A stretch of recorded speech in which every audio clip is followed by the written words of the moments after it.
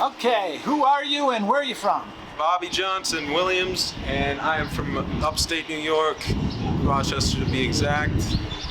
But I've been a traveler man, I guess you could say, for a long time. And so right now I'm from the corner of Bedlam and Squalor with my friend here in New Mexico, some truck stop. And I broke down about 2 miles up the road with my service dog, my beautiful boy. And we're heading west. We're going to California, we're going to go all over. Wow, fantastic. Yeah. Now, this last year, have you been affected by COVID at all? Personally, as in contracting it, no, I don't. I never went for a test or anything like that, so I wouldn't know, to be honest.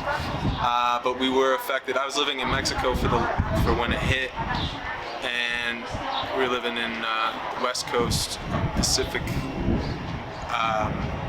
And me and my partner, we had this food company, this business. It was like a street food business. And then we lost, because of COVID, all of our events got shut down. But we had all our gear, and we're like, after about a month of sitting on our asses, we just decided like we need to do something, or we should do something. And then so we ended up getting donations and doing like a GoFundMe or whatever for, because they shut the town we were in. Because of COVID, it stopped a lot of the workers. A lot of people were out of work, but it was already kind of to put it nicely, impoverished area, So, and we were living there for a while, so we felt like part of the community, and we should do something. So we did, and so. So you started giving away your food? Yeah, we were cooking. I would wake up and just do breakfast and cook like 80 to 100 meals a day.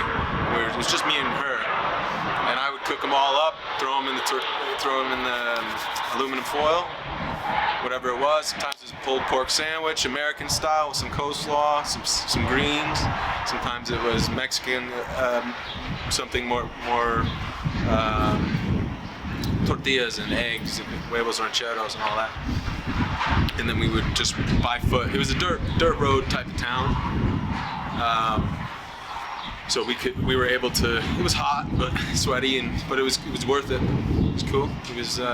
And so you helped out. That was a matter of weeks or something, or I'd months? say probably a month and a half of solid. Like, we didn't work every day. Like, there, part of it was the crowdsourcing. So there would be a day where we'd have to focus just on like, all right, we need to really.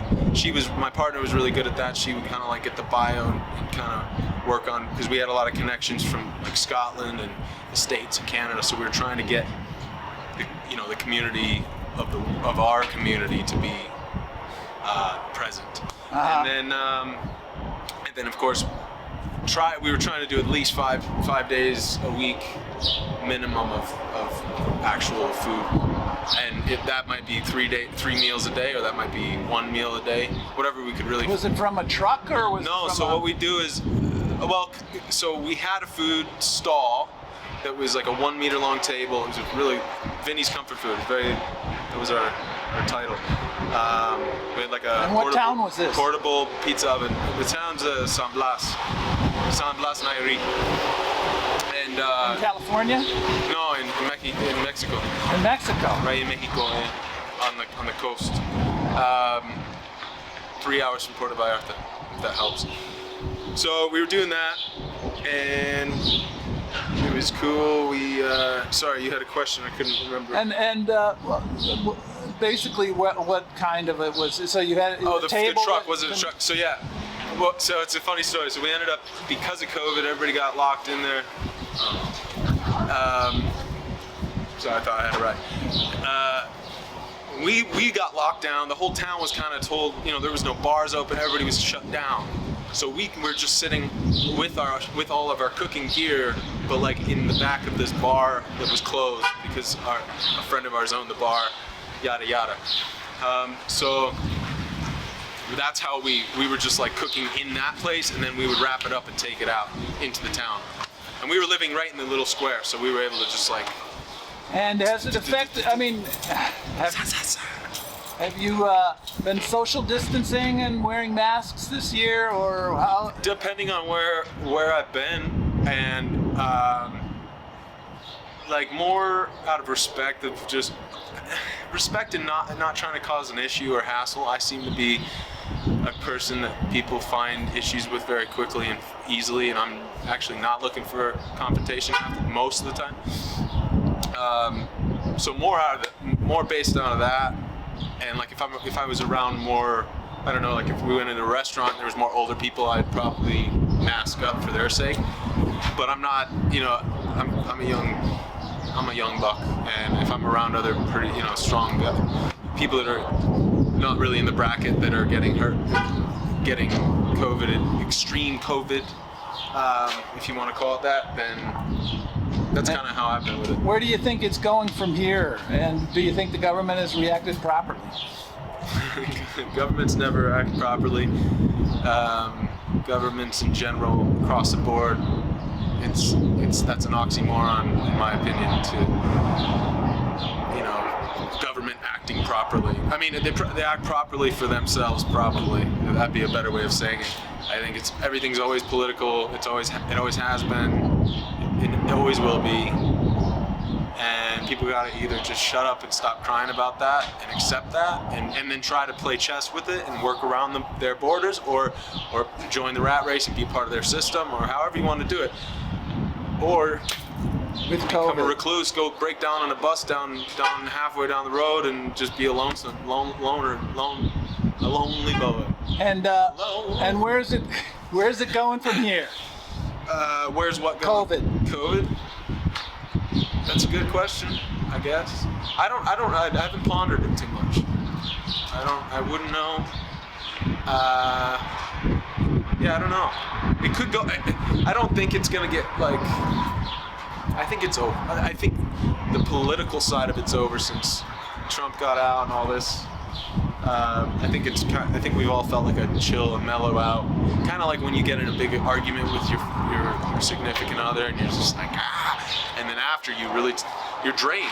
You're like my dog after a long run. Like I think the whole country, the whole world just kind of like that doesn't mean that there's not a virus. I just mean that the political side of it and the constant cramming of judgment and how you're supposed to.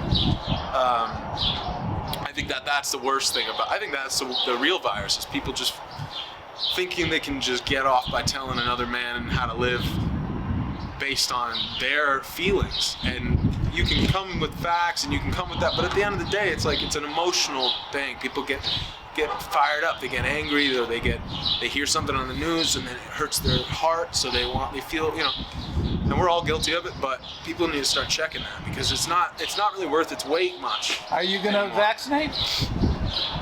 No, I don't have any plans of it. I mean, no. Very good. Because you don't think if you get it, it won't be that bad, and I think I've had hangovers that would probably stand up to the COVID virus, but I might be wrong, and I might be on a ventilator and be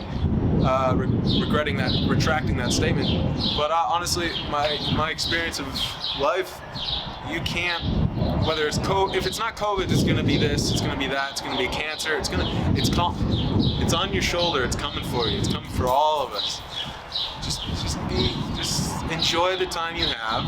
Do what you can to not make waves. Do what you can to protect your family, but don't go overboard. You don't have to get an assault rifle and a no mask fucking Trump sticker or whatever just to be like hard ass, like protection. It's like, no, that's insecurity. Protect yourself, protect your family, but don't be insecure about it. Still be secure enough to come have a conversation with a stranger, help out a stranger. Don't let, do you know what I'm saying? Is that making sense? It does. Does that make any sense? Thank you very much. This is the 4th. This is the Easter of 2021. Is it? Thank you very much. I thought it was April Fools.